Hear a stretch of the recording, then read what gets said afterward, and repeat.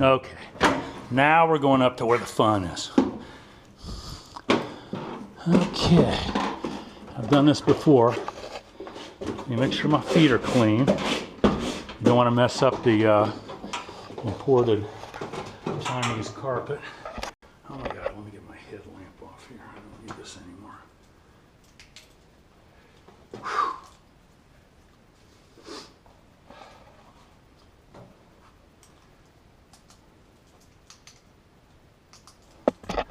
All right, stuff that in my back pocket.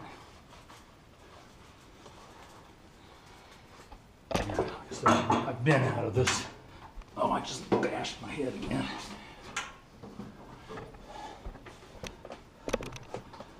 Okay, so I can get a leg there. And you just gotta slide out of this thing because I'm too damn tall. Ugh, there we go. Okay. Into the cool zone. Okay. So that's basically how you get in and out of the main spar. Okay, it's like a hydraulic tank there. All sorts of hydraulic things. The imported Chinese carpet that we don't want to get any 5606 on. Here we go. Sitting down at the engineer's seat. Do a quick scan. Okay, do a quick scan. You stare at the panel. It stares back at you. Okay, so here's the fuel system. I'm not that up on this back here, but basically here's the hull tanks. Like I was saying, you can see the hull down there, and the Philippine Mars is set up the original way.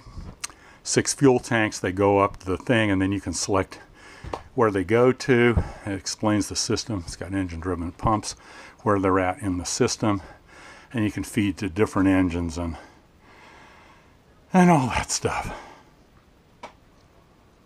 Okay. Here we've got, engineer's got throttles, he's got mixtures. The propellers are Curtis electrics, so they're all electric, and you would either operate them in automatic when you're flying up, or you could actually, you can bump them to decrease or increase RPM if you wanted. So basically in the position right now, they're effectively fixed pitch propellers. But when they're in automatic, the engineer and the pilot, they've got a thing over here, this Propeller Master Rpm. They actually have, on this gauge here, they actually can, by adjusting that knob right there, they can adjust the RPM and they keep the engines all synchronized. On the Sunderland, I've got to listen to it. What you do is you put like 2 and 3 together, wah, wah, wah, like that, and then you basically take 1 and 4 and you get them in sync, you know, wah, you get them, and then you hear 2 and 3 and 1 and 4 are out of sync, so then you grab one or the other and you make it work. I'm not too up on what these BMEP gauges, how they work, but they stand for brake mean effective pressure, and they can basically tell you how much horsepower each engine's putting out. Here's your, let me adjust this a little bit. Here's your tachometers, okay? That's your manifold pressure gauges. Cylinder head temp for all 4. And I guess they measure them in 2 different spots. Oh, that's the, let's see. Oh, that's the tack, cylinder head temp. These are the oil temp, okay? And I've got oil pressure here, some fuel flow gauges. Over here they've got some fuel quantities, but I think pretty much they go by time. But and they stick the tanks too, actually, sometimes while they're flying. Oil cooler flaps, of course there's 4 per engine. Carburetor air temps, cowl flaps set per engine, APU oil pressure, and like I said, there's 1 and 2. I don't know why it's not running. That's for the APU right there, those 3 things. And then all the electrical stuff. It's got airspeed, doesn't have an altimeter. And actually, are you ready for this? The only way the guy can tell, because he starts the engines back here, is by looking out that little frickin' window right here and seeing the propellers turn. And from the back here, he actually bumps the things after it's shut down, and he lines them up so they're all crossed. This is the alternate air. Electrical panel over here. I'm not going to get into that, but circuit breakers, emergency for the fire system. This is all fuel oil shut off. You know, Anyway, so that's that. These are the guys that do all the work. Pilot gets all the glory. Another escape hatch. Oh, standing on the imported Chinese rug. We've got, and also too, they operate legally. You have to have 3 people in the airplane. You got to have a pilot, a co-pilot, and a flight engineer. But they have what they call a second engineer. On our deal, we call him the bowsman, but this guy becomes the bowsman as well. These guys, Dave and Roy, that actually run the thing back here, they swap off, as do Deb and Peter, the main captains for the Mars. So this guy would go around, you know, before they take off, do a walk around before they take off, make sure everything's okay. He would also run the bow, picking up and dropping the bow hook. So here we basically, this is the stairs, Stairway to Heaven. And that's how we exit. Over here we've got, more than likely, this would have been a navigation table. I would assume this over here was probably a radio operator. Okay. It's actually reasonably quiet up here. It's not too bad when you're flying. That looks like a vintage World War II pencil sharpener in the IT department. Anyway, so here we go. Here's the cool part. Here's the pilot and the co-pilot deal. This little thing right down here on the floor, this is the emergency dump system. This completely is isolated from the normal electrical system. And in an emergency, you were in a situation you just had to get rid of it. You lost an engine on takeoff, or you know, you're sinking like hell or something like that in a downdraft. You just pull that up and it dumps the doors.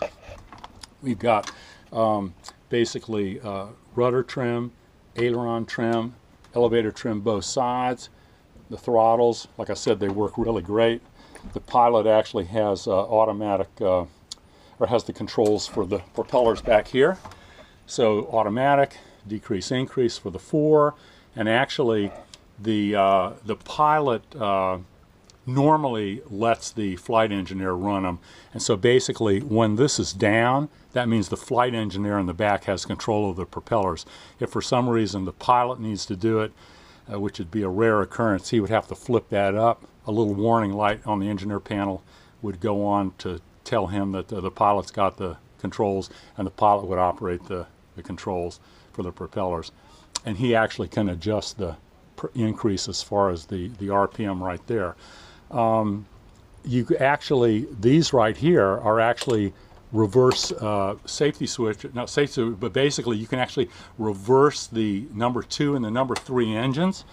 And so basically, you know, looking out the window here, number 2, the inboard and the outboard, I'm sorry, the inboards, number 2 and 3, you can basically operate in reverse. And it was interesting because the other day, actually let me open up one of the hatches here and get a little bit of air going. Wait a second. There we go. It is hotter than crap up here. There we go. Okay, but basically, we started the other day, and the airplane was like, there was like no wind, and we were like sitting right on top of the buoy. Well, the buoy's got a big, you know, metal pole in it, and they, you know, they don't want to run over the buoy. So what they actually did was they put number 2 and 3, the inboards, they flicked those up, and they put it into reverse. We actually started the engines in reverse and backed away from the buoy. And then once they got 1 and 4 going, then they, you know, used 1 and 4, the outboard engines, and overcame the inboard, you know, reverse thrust, taxied away, and then basically they flipped these down, you know, brought the 2 and 3 all the way back. You wait a little bit so it settles in, kind of like shifting in a boat, like when you go from forward to neutral and then in reverse. It's kind of like that on this. So basically what you do is you bring the throttles back, you wait a little bit, you push those down, let them shift back into forward again, and then you can, you know, start taxiing that way. So that's pretty cool. Here's the mag switches for each engine, and then they have a master switch, so you can actually shut engines all off. Like right now, even if all of these switches were on, they wouldn't work because this is off. And so basically to make it, you push that down, and that would basically make everything hot. Over here is the control lock for the ailerons, and like I said, this is for the ailerons. This is for the ailerons, I'm sorry. And this I think is, just connects up to the other one. And the rudder and the elevator are in the back. And remember I said you had to have a key to basically open this one? Well, that's where that key goes. And so unless you've got the rudder and the elevator ones out of the back, you cannot disconnect this one. So they always do the ones in the back first. The flight engineer, they come and they do this second. And then of course this is the first one they put in after they shut down from a flight, and then they go in the back and they put the rudder and the elevator back there. Right here are the dump doors for the right and left side for the pilot. The co-pilot basically can just dump them all at the same time. This up here is part of the door system, and it tells you whether or not the probes are up or down, the doors are closed. Oh, actually, yeah, see the probes are up, right and left, and then the doors being they're either closed or they're open with a red or a green light. Basic flight instruments over here. Hydraulic pressure for the control boost system over there. Of course, the flight engineer is watching that as well. That's the flap gauge back there. They use basically, if they're coming in to do a drop, they use 12 degrees. If they're coming off the water and they've just lifted up, a whole bunch of water on board, they'll go to 20 flap, and it'll help get it out of the water. When you're coming into land, they use 40 flap, and that's basically it. You got the manifold pressure here for the pilot, the RPM, the radios, and the panel in the Hawaiian Mars is significantly more. They've got an EFIS system that they put in there with some class stuff, for navigation and all that. So this is a little bit more original. Although this is not really original, because of all the radios and stuff. Here's the little timer that the co-pilot uses for basically, this is a modern clock, but basically the captain would say, okay, we're going to pick up 20 seconds of water, and then when the co-pilot said, okay, probes down, which is right here, he would put the probes down, and with his left hand he would hit the stopwatch. As soon as he got to what the pilot wanted, then he would go probes up. You can actually feel it in the airplane too. When the probes go down, you can feel the airplane drag a little bit, and once he gets it up, you click it on. You don't get that much acceleration because you just picked up a bunch of water, and now you're actually going against the drag. And boy, I tell you, man, when they do a water pickup, from the time they land, they drop the probes, and they picked up all the water, and then to get the damn thing off the water, it takes forever. And they're telling me it won't fly at 79 knots, it won't fly at 80 knots, it won't fly at 81 knots, but as soon as you get to 82, that's the only speed it'll break the water at. So basically, that's that. And let me go ahead and shut the windows here. Just basically, let me go ahead and shut the windows here. And just basically, there's a little pin in the little deal here that you push to lock it down, and you want to make sure that this goes all the way down. Go ahead and do the other one.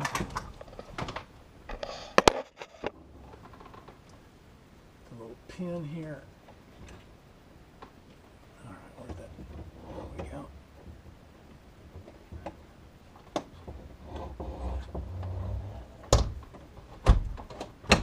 That's locked. Okay, and anyway, that's the radios on the pilot side, from the master panel. That's the one for the